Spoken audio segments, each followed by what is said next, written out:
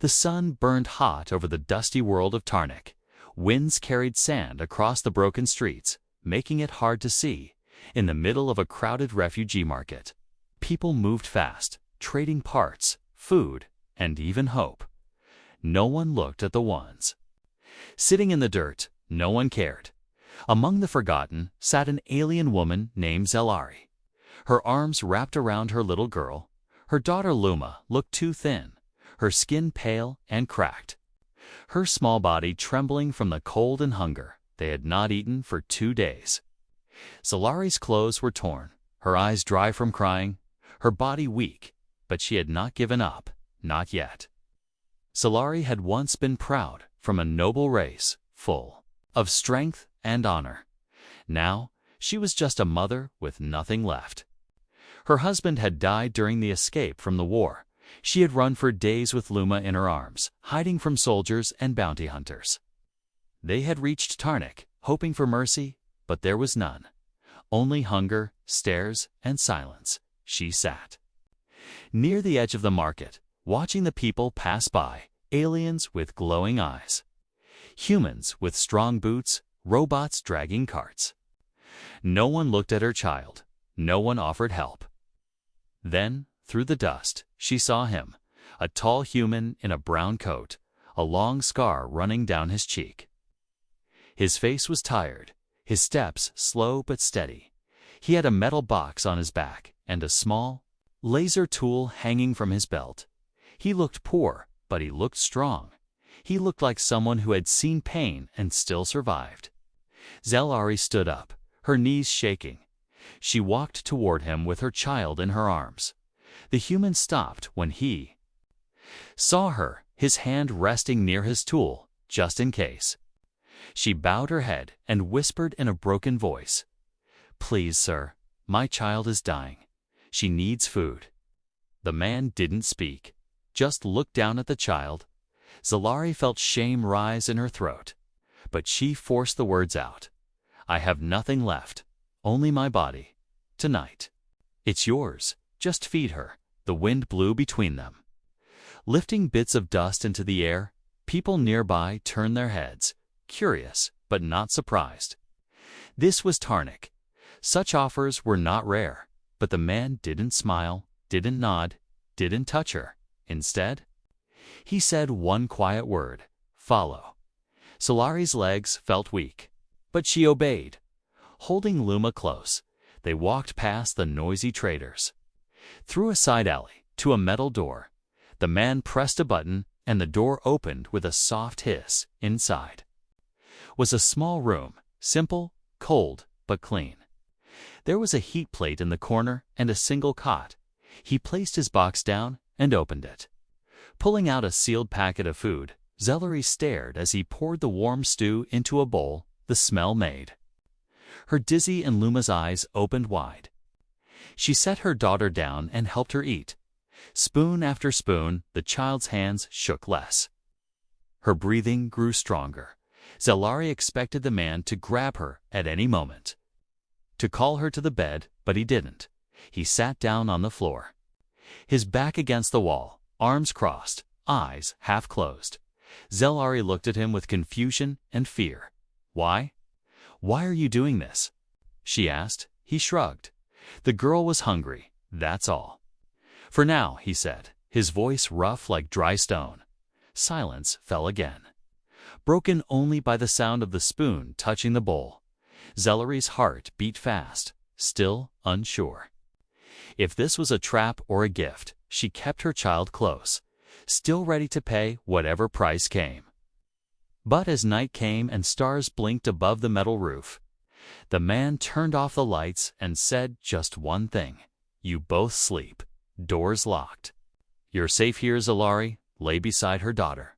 Watching her sleep, she had given up her pride, her strength, her past, but maybe, just maybe, she hadn't lost everything.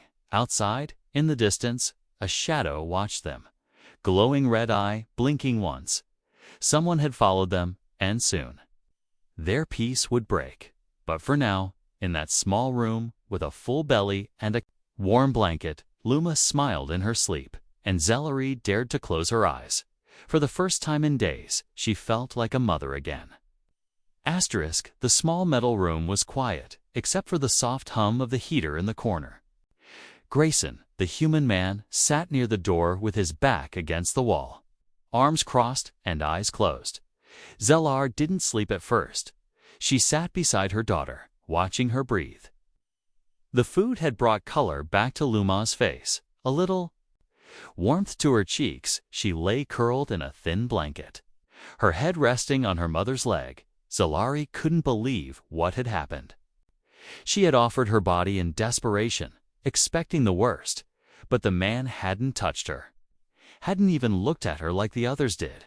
He had only fed her child, and then turned away. It confused her, scared her in a different way.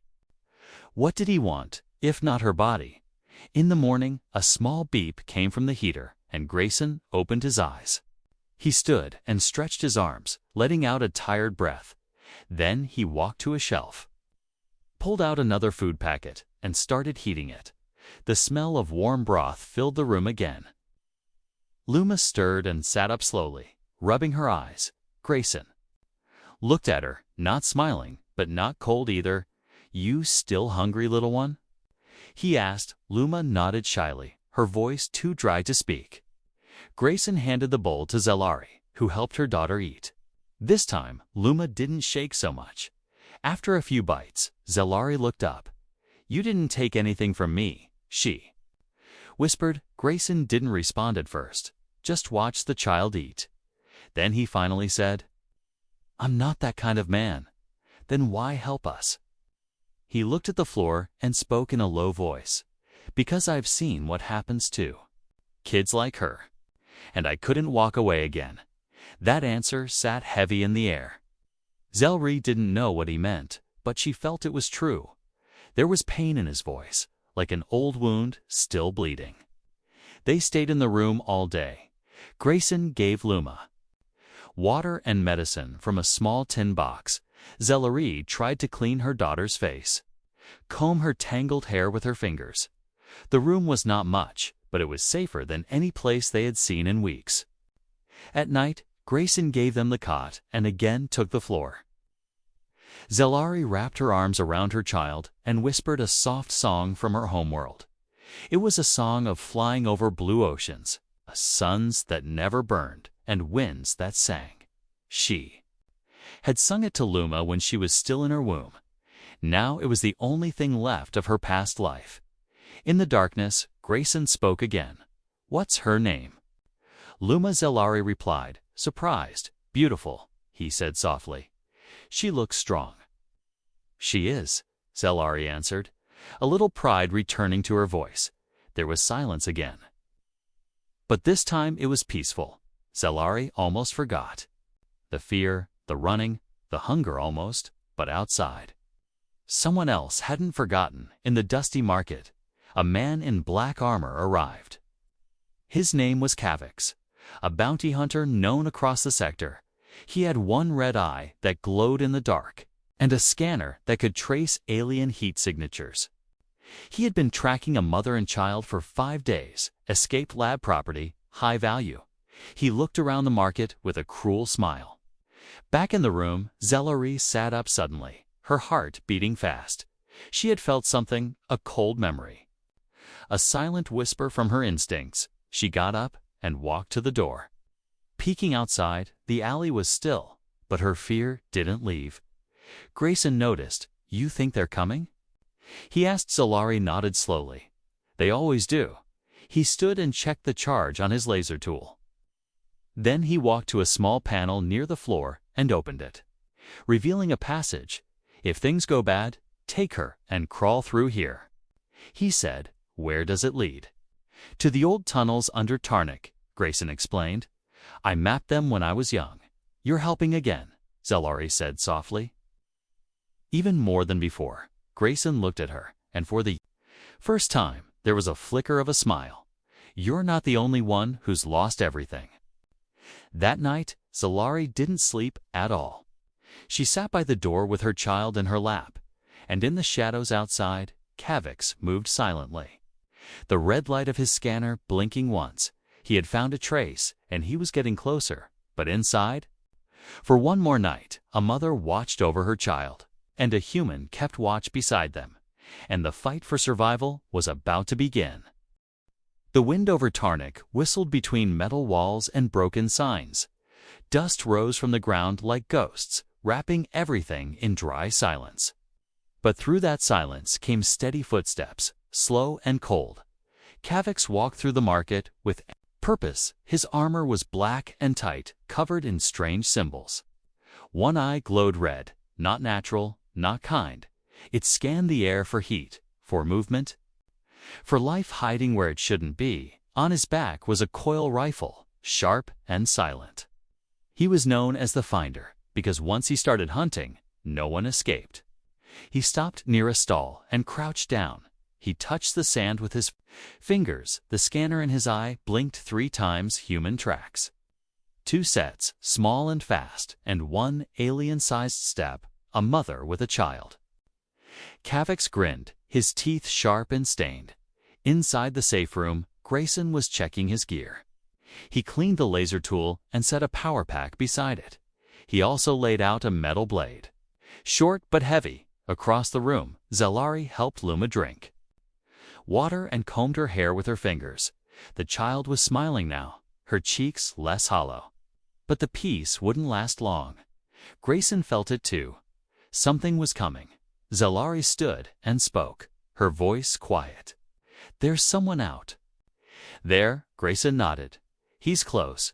He said, "I know how these bounty hunters move. You know him?" She asked. "I know his kind," he answered, "and this one feels worse." Suddenly, there was a buzz in the wall, a sensor alert. Grayson moved fast, shutting the lights and pulling Zelari close to the escape tunnel. "Take Luma and go." "If I tell you," he said. "No, we stay together." Zelari whispered, but Grayson shook his head. "If I don't stop him, he'll take her, and you, outside." Kavix stopped in front of the metal door. His scanner confirmed 3 life forms inside. 1 child, 1 alien adult, 1 human. He raised a small device and placed it against the door. It beeped once, and with a quiet hiss, the lock began to melt. Inside, Grayson heard it. He raised his laser tool and stood between the door and the mother and child. Zelari clutched Luma tightly, her heart pounding. The door slid open, smoke curling around the edges, and then Kavix stepped inside, his red eye glowing like fire in the dark. "Well," Kavix said, "this makes things easier." He looked at Luma, then at Zelari, and finally at Grayson. "The child is property of the Althon Labs, wanted for retrieval." "She's not property," Grayson growled. "She's a child, half-human filth," Kavix hissed. "That makes her valuable and dangerous." Grayson fired first, the blue beam hitting Kavix in the shoulder, but the bounty hunter barely moved, his armor absorbing most of it. Kavix raised his rifle and fired back, the blast slicing across Grayson's side. He fell to one knee, blood running down his shirt. But he didn't stop. He rolled forward and slashed with the metal blade. It hit the weak spot near Kavix's neck, sparking metal and blood. Kavix roared and kicked Grayson hard, sending him crashing into the wall. Zelari screamed and stood in front of her daughter, her arms out wide, but Kavix laughed. "Touching," he said, "but useless." Grayson groaned and pushed himself up. "You're not taking them," he said, through gritted teeth. "You can't stop me," Kavix said. "I don't have to." Grayson replied, pressing a button on his wrist. A flash of red light filled the room. A smoke grenade dropped from the ceiling. The room filled with gas and fire alarms blared. Zelari grabbed Luma and pulled her to the floor. Grayson tackled Kavix again, both men rolling in the smoke. Fists and weapons clashing. Then, silence. When the smoke cleared, Kavix was gone. Escaped, but bleeding, he had jumped from the window and disappeared into the alleys. Grayson lay on the floor, breathing hard, his side burned and bloody. Zalari rushed to him, her hands shaking as she pressed cloth against the wound. "You need help," she said. "I've had worse," Grayson replied with a weak smile. Luma looked at him with wide eyes. "You saved us," she whispered. Grayson reached up and touched her hand. "I had to," he said, "because someone didn't save my sister once." Zalari looked at him in silence. In that moment, she saw. Not just a man, but something deeper, a soul marked by pain. Grayson wasn't a hero. He was broken too. But he was trying, and that meant everything. Outside, Kavix limped through the streets, blood dripping from his wound. He tapped his communicator and spoke through gritted teeth. "They have help," he growled. "Send reinforcements." The voice on the other end replied coldly, "Understood," and so the hunt wasn't over. It was only just beginning. The sun rose over Tarnik like fire. The light spilled across the metal roofs and broken stone streets. Everything looked the same to the people waking up. Dust, noise, struggle, but under the surface, something had changed. There was blood on the sand, and it had only just begun. Grayson sat by the wall of the small hideout, his side bandaged tightly. His face was pale, sweat on his forehead, but his eyes still sharp. Zalari sat nearby, holding Luma close, her hand never letting go of her daughter's. No one spoke for a long time. The silence heavy with fear and unspoken thoughts. "I hurt him," Grayson said finally, "but not enough." "He'll come back," Zalari replied, her voice calm but filled with worry. "I know," Grayson said, "and next time he won't be alone outside." The market seemed normal, but far above, a drone circled. It had no sound, no shadow. Just a blinking red light. Kavix had called in reinforcements, machines, and mercenaries. They were already in the outer streets, pretending to be traders. Their eyes scanned every corner, searching for the child with the mixed blood, Luma, the one they called impure. But worth more than gold, Grayson stood slowly, groaning as pain hit his ribs. "We can't stay here," he said. "There's a place," Zalari whispered. "Far from the center, a cave under the cliffs." Grayson nodded. "Good, get what you can. I'll check the outside." He stepped into the alley, his hand near his laser tool. He didn't walk like a wounded man. He walked like someone who knew time was short. He saw the drone in the sky and cursed under his breath. Then he spotted two men pretending to fix a cart. Their hands too clean, their boots too new. "They're already here," he muttered, and turned back. Zalari had packed what little they had: food, water, one extra blanket.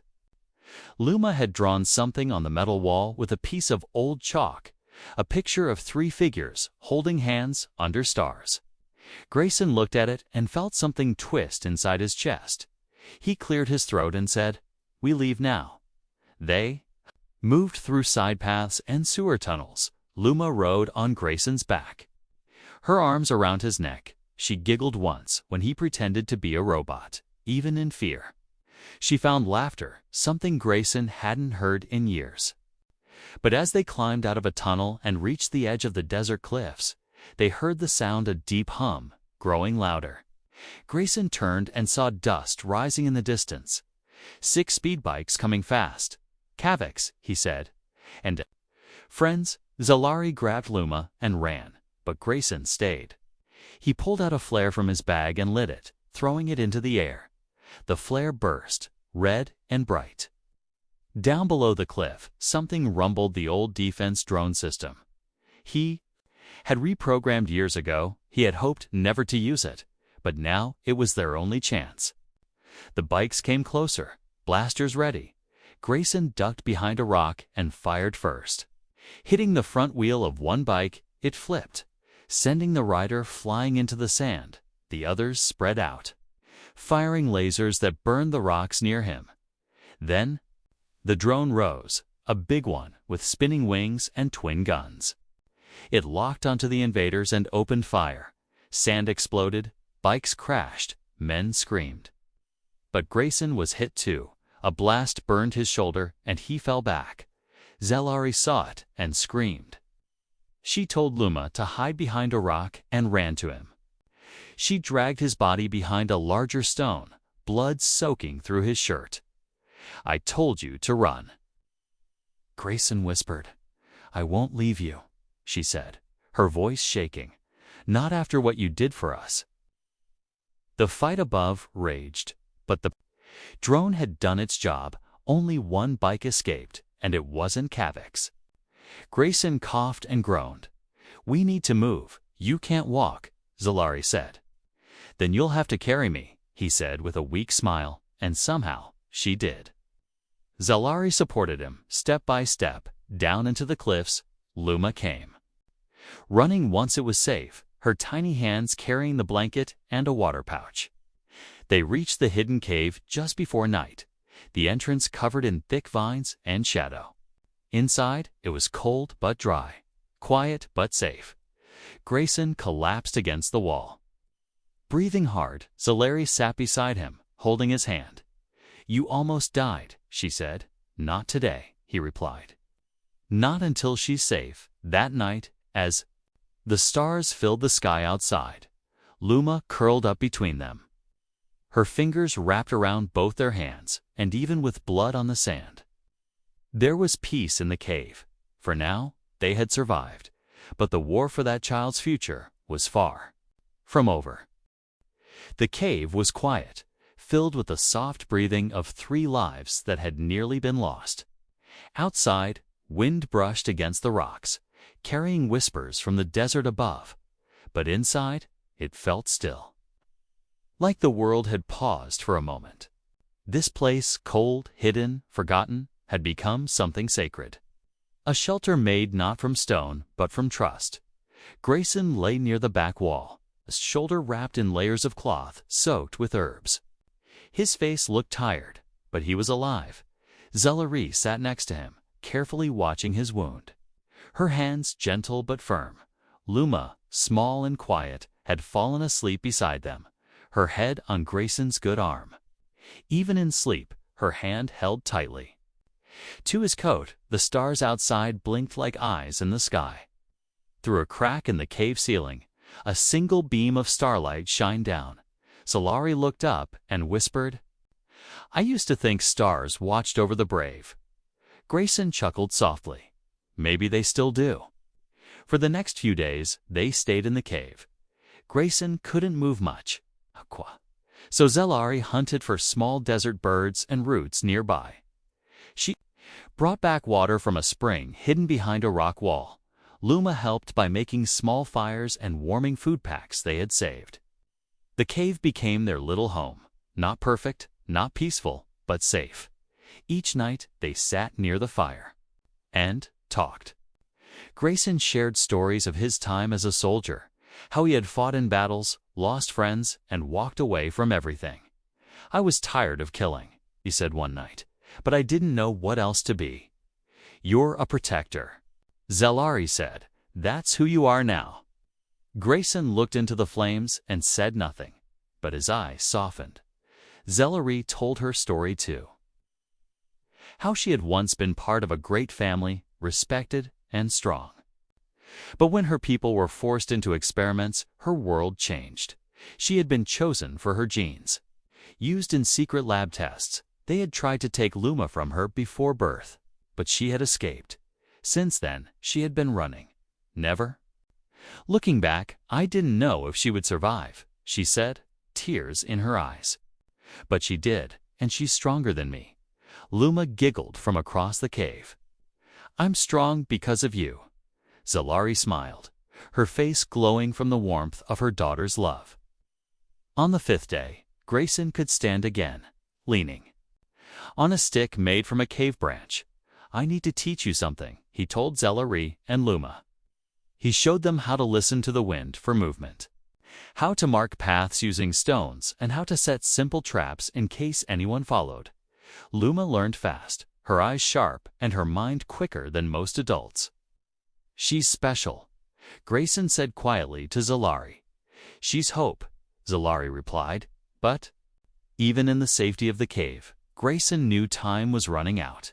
Kavix had escaped, and that meant others would come, stronger, smarter, and more dangerous. They couldn't stay forever. One evening, while Luma slept, Grayson brought out a small device, a map tablet with a cracked screen. "I know a place," he said, pointing to a spot far on the edge of the map, a human settlement, not part of the central systems. "Off the radar, they don't." "Take outsiders," Zalari said. "They will this time," Grayson replied. "I know the man who runs it. I saved his life once." Zalari hesitated, her eyes full of questions. "Why are you doing all this?" Grayson looked at her, his face serious, "Because the girl deserves a life, not a cage." "And what about you?" she asked. Grayson paused, then said, "I don't know.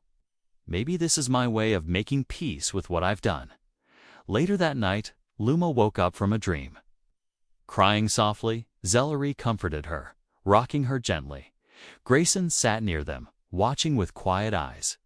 "Did you have a nightmare?" he asked. Luma nodded. "They were trying to take me again." Grayson reached out and touched her small hand. "They won't," he said. "Not while I'm here." That night, none of them spoke again. They sat close, under a blanket of stars. They were three lost souls who had found each other in the darkest places, in a galaxy full of war, machines, and greed. They had formed something rare, family, and while the desert still waited outside, and bounty hunters sharpened their weapons, and scanners searched every heat signal for the child with the wrong blood, they rested, not in fear, but in quiet strength, for the next chapter would come soon. But tonight they had each other, and the stars, * the wind over the cliffs had changed. It was faster now, colder, bringing with it the scent of metal and fire. Inside the cave, Grayson felt it first, a chill that reached deep into his bones. He stood near the entrance, his eyes scanning the sky. Something was coming. And this time, it wasn't just bounty hunters on bikes, far above in the dark clouds. A transport ship floated silently, black, smooth, and deadly. A government tracker vessel, its scanners moved across the land below, searching for one heat pattern, the alien child with human DNA. Luma, in the cave, Zalari, packed what little they had left. Grayson checked his weapon, the last charge left in his laser tool. Not enough for a fight, maybe enough to buy time. Luma sat near the wall, holding the chalk drawing she had made earlier, three figures, holding hands under the stars. Her hands shook, but she didn't cry. She had seen too much to cry now. "They found us," Grayson said, his voice flat but urgent. Zalari stopped, moving, her eyes full of pain. "Then I have to make a choice," she said quietly. Grayson turned toward her. "What are you talking about?" She looked down at her daughter, then back at him. "She's the one they want," Zalari said. "If I give myself up, they might leave her." "No," Grayson said sharply. "They'll take both of you, or worse." "But if she runs with you, she might survive," Zalari whispered. "If I stay and distract them." Grayson grabbed her shoulder. "You don't have to do this." Zalari's voice shook, but her eyes were steady. "I've run out of choices before," she said. "But today, I choose something for her." Grayson stepped back, shaking his head. "No, we're getting out together, all three of us." But then, sky lit up with a red glow. The cliff above exploded in fire and dust. A strike pod had landed, its metal doors opening with a hiss. Soldiers poured out, faceless in armor, weapons ready. Luma screamed and ran into her mother's arms. Grayson pulled them both behind the rocks, firing his last blast. One soldier fell. Then the gun clicked empty. "Tunnel," he gasped, pointing to the back of the cave. "There's another exit. Old mining shaft. Leads to the canyon," Zalari nodded, holding Luma tightly. "I'll draw them away," she said. "You take her." "No." Grayson growled. "That's not the plan. It is now," Zellari replied. Kissing her daughter's forehead, she looked into Luma's eyes and whispered, "You listen to him, baby. You be strong." Luma's lips trembled. "You're coming too." Zellari smiled, tears filling her eyes. "I'll find you again, in the stars." She stood and ran out before Grayson could stop her. Yelling, drawing attention, throwing rocks at the soldiers, they turned and chased, thinking she was alone. Grayson didn't wait. He lifted Luma into his arms and rushed toward the back of the cave. He found the shaft, kicked it open, and slid down with Luma clinging to his chest, behind them. The cave echoed with blaster fire and screams. But Grayson didn't look back. He couldn't. They reached the canyon, narrow and winding, with sharp stones and no light. Grayson moved fast, carrying Luma even when his legs screamed in pain. The exit opened into a small valley, where an old hover truck waited. It was buried in sand. Half-broken Grayson's last card, he threw Luma inside and started the engine. It coughed once, twice, then came alive with a hum they drove into the dust, away from the cliff, away from the fire, away from her. Luma didn't speak, didn't move, just held her chalk drawing. Grayson looked at her through the mirror. "I'm sorry," he whispered. "She bought us time." Hours passed as they crossed into the outer fields. The sky turned gold, then blue, and behind them, nothing followed. They reached the gates of a hidden settlement, small, quiet, built into the rocks. A guard stepped forward, rifle in hand. Grayson showed him a mark on his wrist. The guard nodded and opened the gate inside. It was safe, no patrols. No scanners, no bounty hunters, just people, living quietly, hiding from a world that had gone wrong. Grayson took Luma to a house near the back. He gave her food, cleaned her face, wrapped her in a blanket. She fell asleep on a real bed, holding her chalk drawing tight. He sat beside her, staring at the stars outside the window, thinking about Zellari, about her last words. He didn't know if she was alive, captured, or gone. But he knew one thing. She had given everything. Not just her body, not just her strength. She had given her love, her life, her soul. And now, Luma had a chance. Tomorrow would be hard. But tonight, under the stars, he whispered a silent promise. "I'll protect her, always." Weeks passed since the firestorm at the cliff. The world moved on, just like it always did. But for a little girl with quiet eyes and a heart still healing, everything had changed. Luma now lived in a small, peaceful village, hidden between the red stone mountains. The people here did not ask questions. Many of them had run from something: war, greed, machines, or monsters in power. They only cared if you worked hard, helped others, and kept your word. Grayson worked in the repair yard at the edge of the village. He fixed old machines, built water filters, and taught the local kids how to use tools. He didn't speak much, but when he smiled, people felt safe. Everyone knew he had once been something dangerous, but no one pushed him to explain. Luma stayed in a small house with Grayson, a quiet place full of warmth and new things. She had her own bed, her own blanket, and even a soft toy made from scrap cloth. Every morning, she helped Grayson pack tools, and every night she drew pictures in her little notebook. Sometimes she drew stars, sometimes birds, but most often she drew 3 figures holding hands, standing under a sky full of light. She didn't ask about her mother every day, but some nights when the wind whistled through the village, she would wake up crying. Grayson would sit beside her and hold her hand. "She loved you more than anything," he would whisper, and "she's still with you. In here." He would place a hand gently on her chest, where her heart beat strong. In time, the village accepted them. Luma played with the other children, learned how to read from a kind old woman named Rena. She liked to sit under the big tree near the village center and watch the clouds move. She would say things like, "That one looks like Mama's smile." And Grayson would nod. He never corrected her, never told her to forget. Some memories are too important to let go. One evening, during a festival where the villagers lit sky lanterns, Luma stood holding a lantern with both hands. She looked at Grayson and said, "Can I give it a name?" He smiled. "Anything you want," she thought for a moment, and then said softly, "I'll name it Zelari." Then she let it go, and together they watched it float into the dark sky. A small light rising into the stars. That night, after the festival, the village chief came to Grayson's door.